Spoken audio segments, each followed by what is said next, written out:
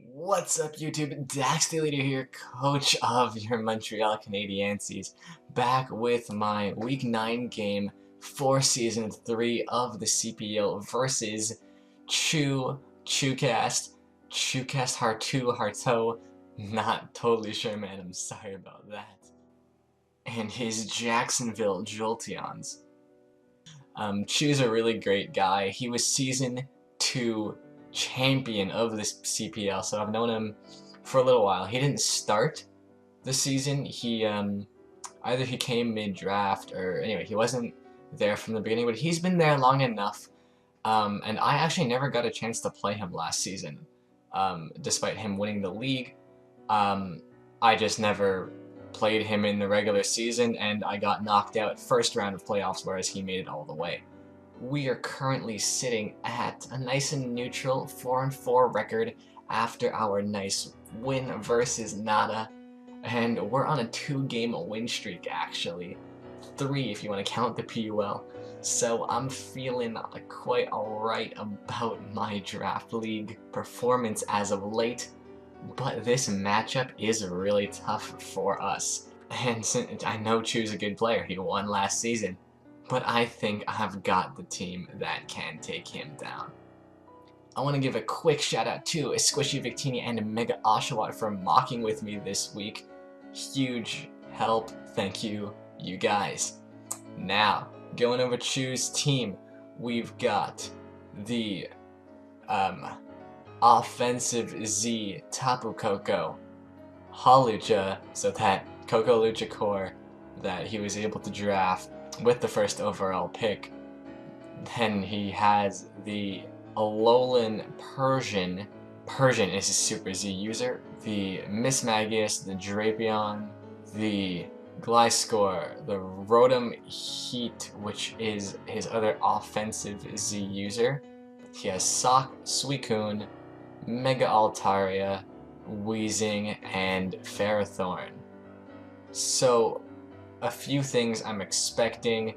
Chu has multiple Pokemon that I think he could likely run as choice Scarfers, being Tapu Koko, in order to outspeed any variant of Aerodactyl, or the Rotom Heat, I think, are his two most likely Scarfers. Every other Mon would probably be a pretty standard set. Gliscor, Spadef, Drapion, Bulky Pursuit Trapper, Persian, a fast defensive pivot type of thing. Sock is pretty threatening, being able to hit my whole team with ice and fighting alone, making an Endurosalic type of set pretty scary. Suicune, Calm Mind, RAWR most likely, and then Rest or Sub-Protect. Altaria could be bulky or DD, even Cotton Guard. Altaria could do a lot this game, actually. Weezing could be probably specially defensive, but I don't think it's that likely. Ferrothorn is just a nice utility hazard setter.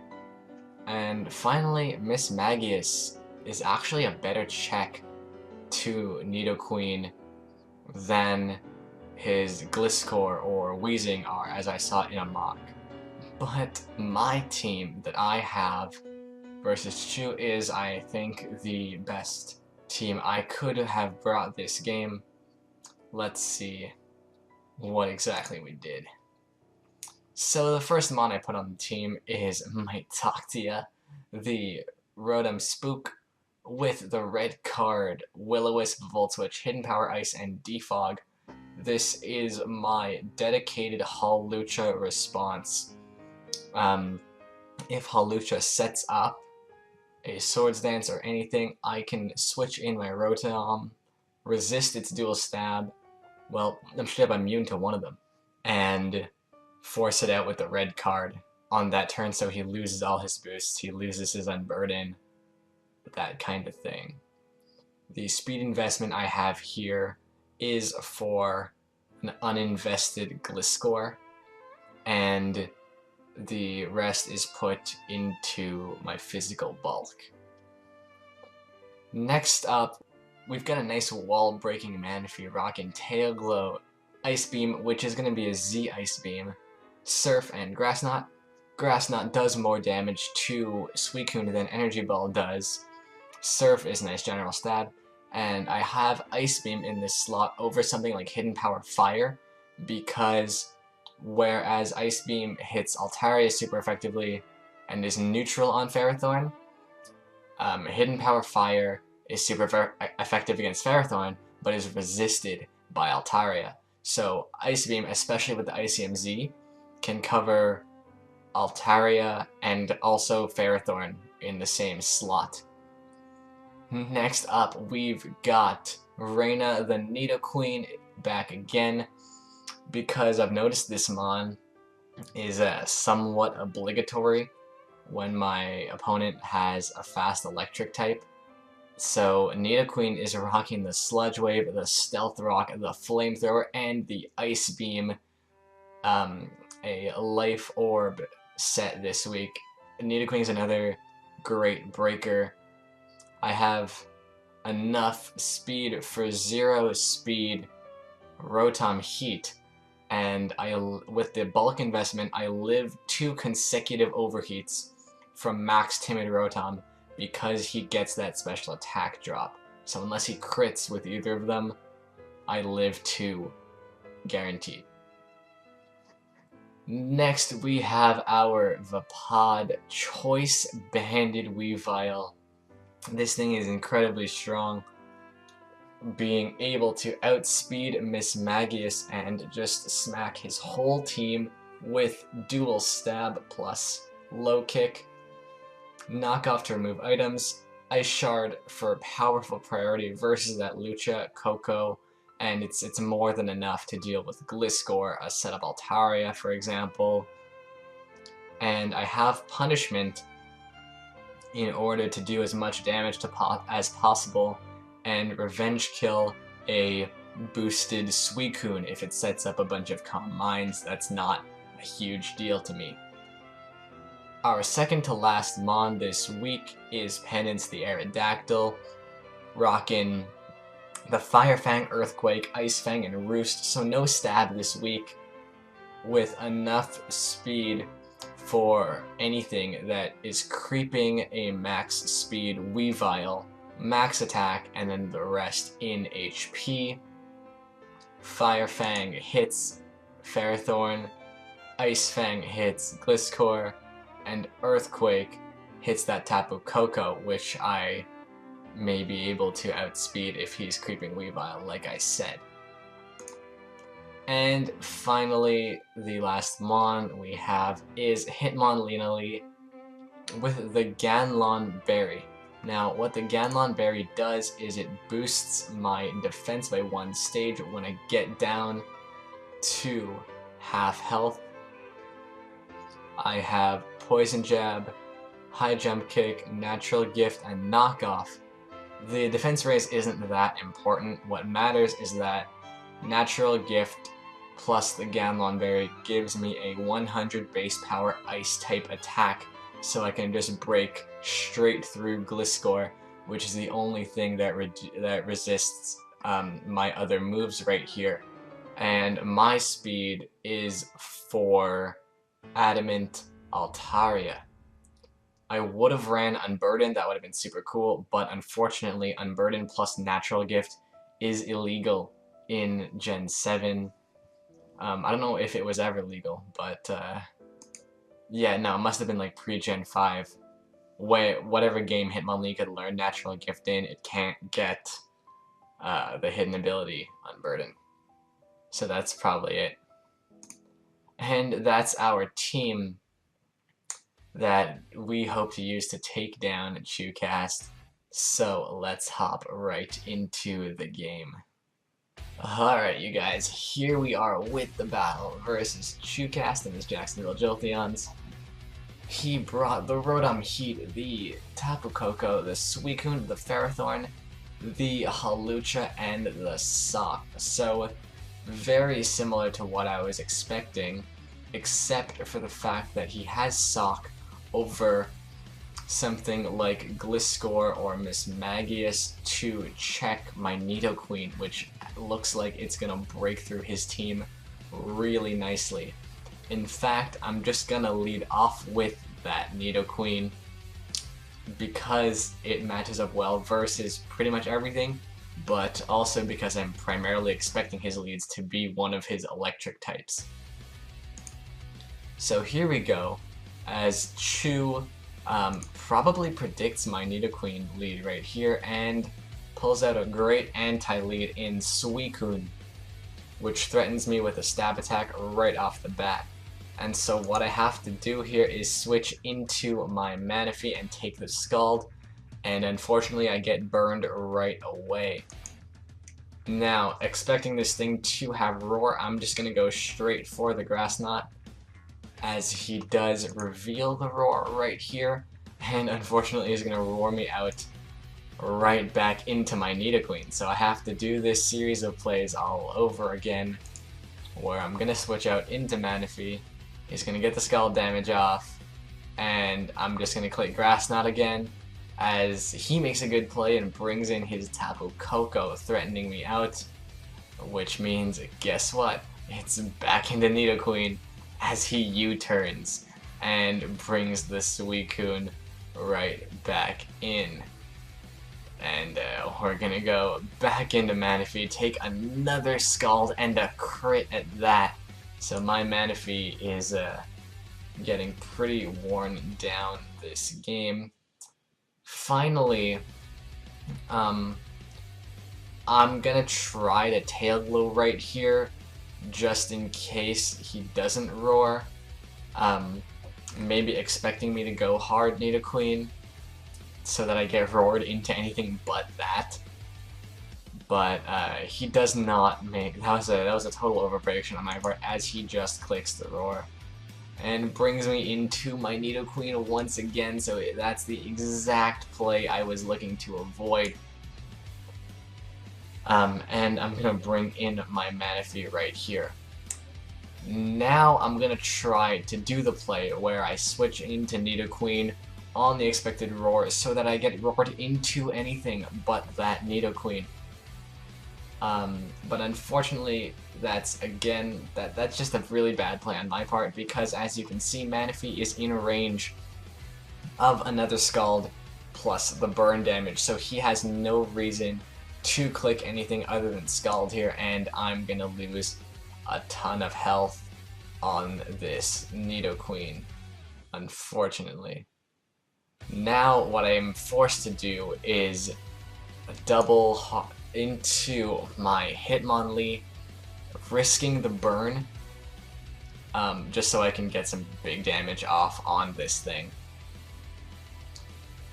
So the fact that he revealed Roar makes me think that he's more of a rest set, either rest sleep talk or rest calm mind.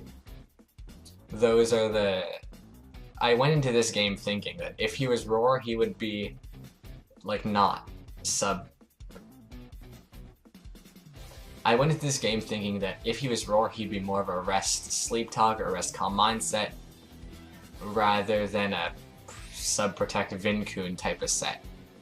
So I'm just gonna go straight for the high jump kick right here. I was getting a little impatient with this Suicune, admittedly, as he reveals the protect, and I'm gonna go down to 20% and pop the Ganlon Berry, meaning that, I mean, it didn't really matter because he didn't bring the Gliscor, but I couldn't click Natural Gift anymore.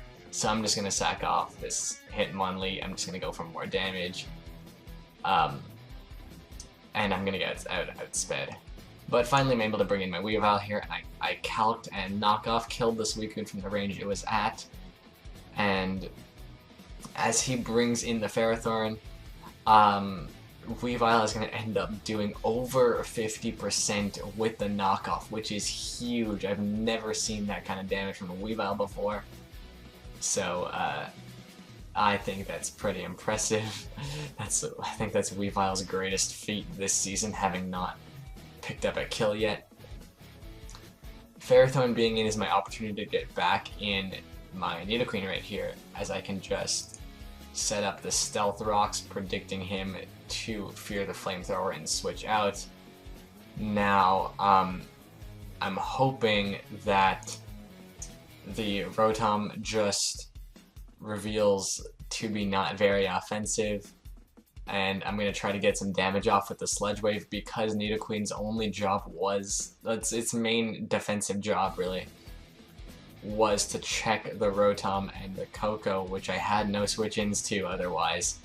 So I'm just going to let it go down right there and then bring in my Manaphy, because in revealing the Z move, he is confirmed not Scarfed, and so my Manaphy can outspeed.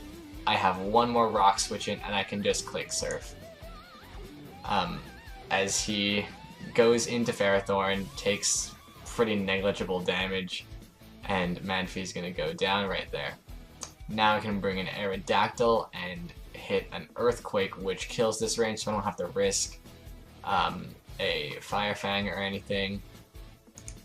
And now I'm gonna stay in because I know I can take a Close Combat or an Ice Punch, and if he goes for Close Combat, I put him in range of any of Weavile's attacks with Earthquake anyway, because he dropped his defense right there.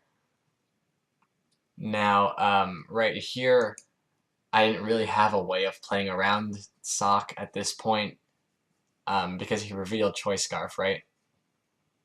So, if I say I doubled into Rotom, right? I switched into Rotom, and so I block the Close Combat because I know he's Scarf, and then I make the double into Weavile. That lets in Weavile lets in his Rotom. No. Weavile lets in Koko, which wins. And then if I doubled into Aerodactyl, that lets in Rotom, which also wins. So there was... Chu had this game at this point. It's just the play I made, like, decided how he won. So I'm just going to stay in with Aerodactyl, hope he chokes or something, and switches hard into Koko, predicting me to double or something, and I can catch that with an Earthquake. But that's not what happens. He's just able to pick off my my Aerodactyl with the Close Combat there, as I kind of just click buttons with this Rotom. I know it's over. I can't damage this at all. HP Ice is the best attack I have to hit it, because I don't want to click Volt Switch and get switched into Weavile. So yeah, this game is pretty much over. Some nice big damage again from the Weavile on that last turn of the game, but we are going to take a 5-0 loss to Champ Chu, Chucast Tattoo of the Jacksonville Jolteons, ending our win streak and putting us at a record of 4-5, which is not awful, but I was really looking forward to finally going positive again this season. Unfortunately, that's not going to happen for us this week or next week. Maybe in week 11 we can potentially pull back our positive record right before playoffs. But yeah, that's gonna be it, guys. Check out Chu's channel. He's a great friend, and he produces some nice League content, as well as a discussion about other video games. He's currently exploring a game from every single year, I believe, from 1990 to 2018. So that could be a really cool series I think you guys would enjoy. So please check him out in the description. And I'll see you next week for my game versus Heavy Metal Pokemon, aka Eric, coach of the Denver Rapidash. That's going to be it for me. Please retweet, subscribe, and leave a like. But I'll see you guys later. Peace out and good night.